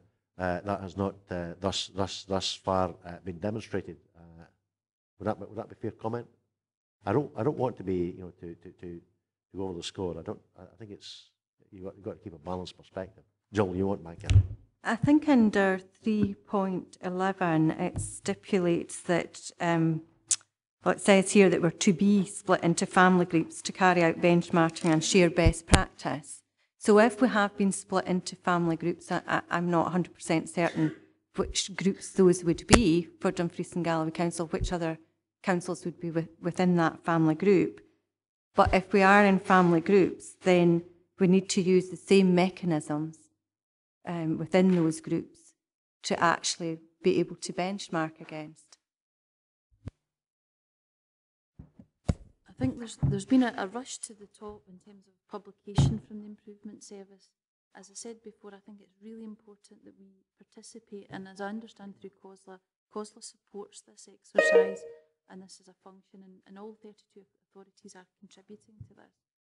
But I think Councillor McCorty is absolutely correct to say that we need to get consistency so there's a better comparability of information across the authorities to support the benchmarking. And I think I would imagine that other local authorities have the same view in terms of the quality of the information that's being presented and the refinement of it. I think the important thing for this committee is also that we use the information to start to understand better how we compare, and we bring forward not just what we've been recommended as a family group, but the areas that members here and officers would recommend that we actually go and work with. Because just because we're a rural local authority, we actually have aspects that we would want to go and look at other authorities that may have a different demography or a different urban arrangement. We have to look at all the information and understand that and look to best practice and learning from all of them. So I think it will be not just one family group, but it will be dependent on the area and dependent on the performance that's manifesting itself in other authorities. Well, sorry, Councillor McClung. Yeah, thanks, Chair. I really fully agree with everything that's been said about the comparable cost benchmarking. If you go to 3.13, it says the suite of SOLACE indicators will also be embedded in our business plans to ensure ongoing monitoring of performance. If the SOLACE do not come to an agreement that there will be a comparable cost benchmarking, will we be obliged to embed their benchmarking into our performance indicators? I.e., if it's not relevant, do we have to do it? I think that's an interesting point. Audit Scotland have said that they would expect the SPIs, which form a number of parts of the benchmarking, that's pre-existing, it's in our business plans. The cost benchmarking, I think, we need to come back to this committee in May and get your views on some of that information. If there are concerns over its comparability and actually whether it's based on actual spend rather than an estimated spending return that goes into the Scottish Government, I think that's an absolutely correct point, that we need to consider whether some of this information is recorded used, but whether it forms part of the business plans and whether there's something different that members want around cost or a better refinement of that information before you embed it into the business plan. I think for the record, it's not been suggested, in fact, that used to participate and to continue to participate. That would be, my view, wholly inappropriate. But I think the concerns which have been expressed in this chamber today are genuine concerns and they're legitimate concerns. And I think it's imperative that we convey these concerns to COSLA and ensure, in fact, the concerns are taken cognizance of and that we continue, as it were, as part of the process on that basis. Councillor McCauley. Have we got any officers who are actually part of these working groups from this authority?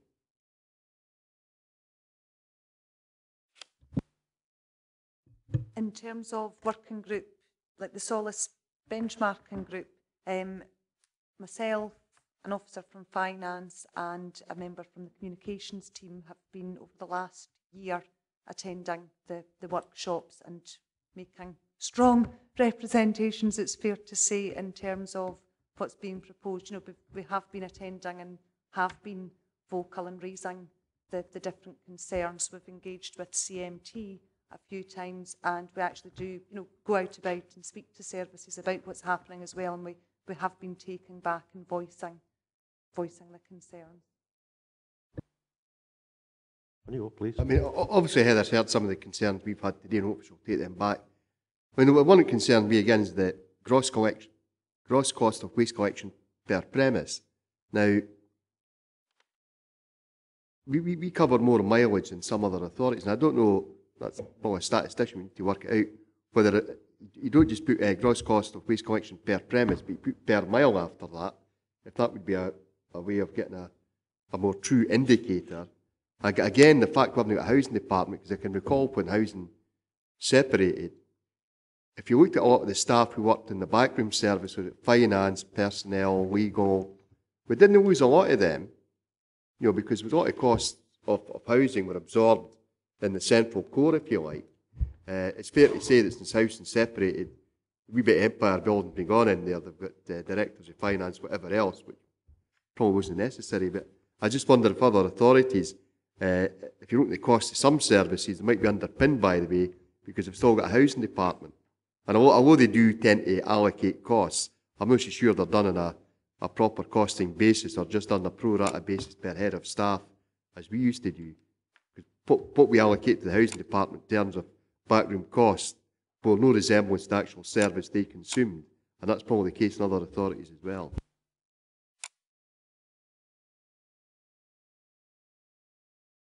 No further. Sorry, Councillor Ferguson. Yes, Chair, thanks. I'm not sure whether the question I'm going to ask would come under 3.12 of the report or through Heather and, or some of the representatives in the working groups.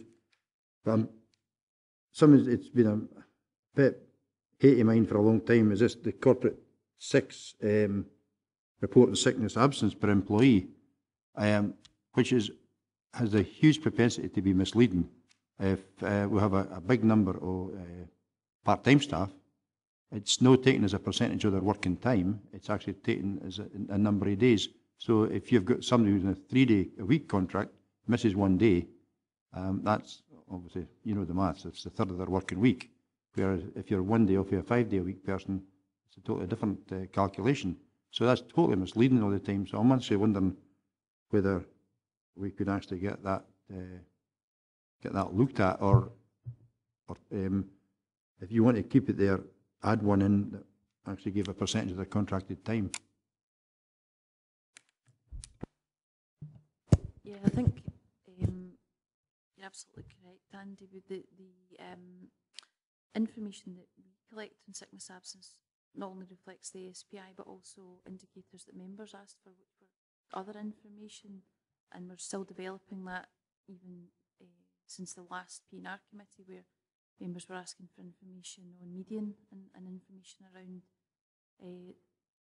frequency of sickness absence. So you're absolutely correct. It's the context and much more qualitative information around that. So I think we're already doing that within the council and continuing to change that information as members have requested. But this is the information that's been consistently collated across other local authorities. Right, you want to come back then, Councillor McCauley? Yeah, yes, please, if I could, Chair, thanks. My worry here is because it's a SOLACE high-level indicator. While we might be doing it internally, our external figure, which will be picked up and personally, quite frankly, attacked on at times as an organisation, gives a quite misleading position as it is. And then you've then got to come back. In the old rugby parlance, we should be retaliating first, is the question, as I'm saying here. No being reactive, but be proactive. Okay, Tom, and then we'll go to the recommendations. Yeah, I think Andrew's quite correct there, because it is one of the things that gets highlighted every year. How come we're higher than the private sector? But what nobody's ever looked at in the past is how do the private sector collate their costs? And I think you'll find they'll do it on a full-time equivalent basis. So the point Andy's making about part-time employees, it's all bundled into the total working year, total hours worked per year, and the total hours absence per year. And if you take that percentage, that would give you the true percentage of absenteeism as it affects the organisation in terms of costs. Because obviously, as he says it, if you've got 33% absence 1 week, that person's only off for 2 hours. But in another department, somebody's full-time, and the absentee record there is 20%, but they're off for 7 hours. That totally skews your costings. So perhaps the way to look at it is total hours worked per annum and the total hours missed per annum, and that would give you your true percentage of hours missed. That would give you a true costing basis, I would have thought. Right, recommendations, section 2 of the report. I take it that we will be giving these a bit more substance and a bit more, making them a bit more robust. So we are noting the progress of the SOLACE benchmarking project and the list of indicators developed as detailed at the appendix in the report. Right, what do we wish to add in there? Sorry? I think Tom came up with a form of words, but I think maybe in making strong representation to COSLA on the basis of what the words that Tom used, maybe. That's right, and relevancy of information.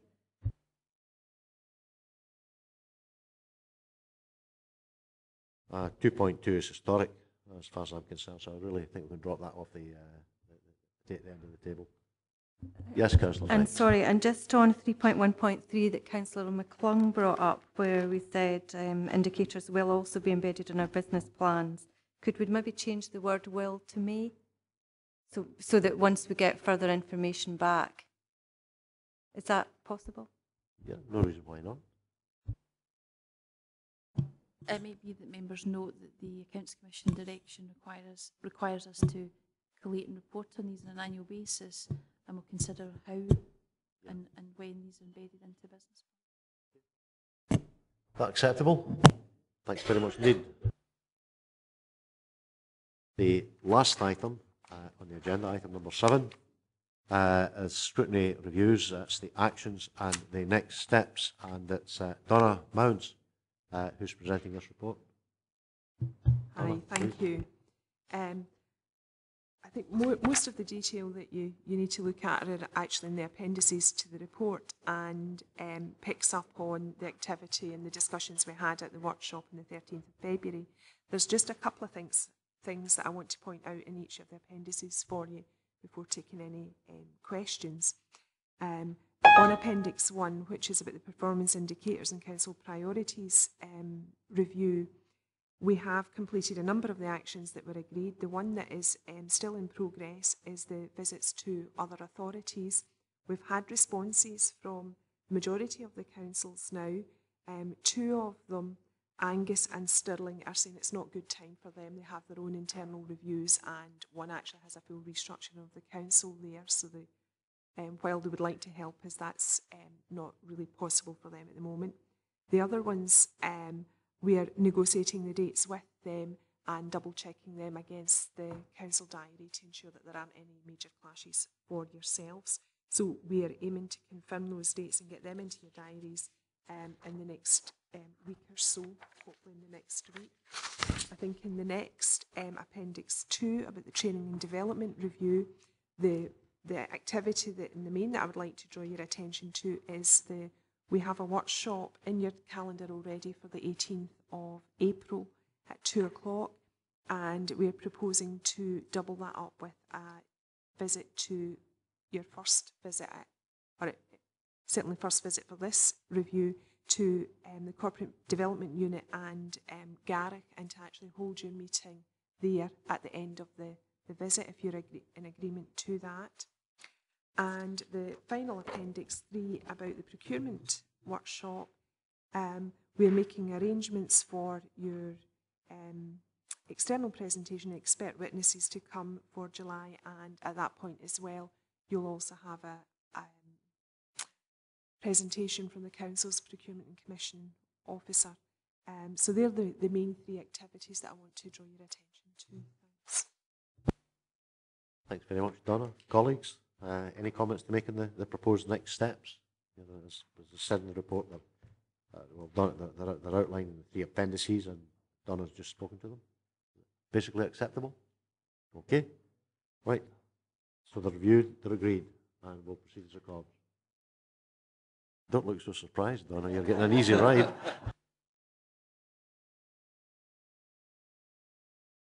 Well, colleagues, that concludes the business of the meeting. I have no further items on the agenda.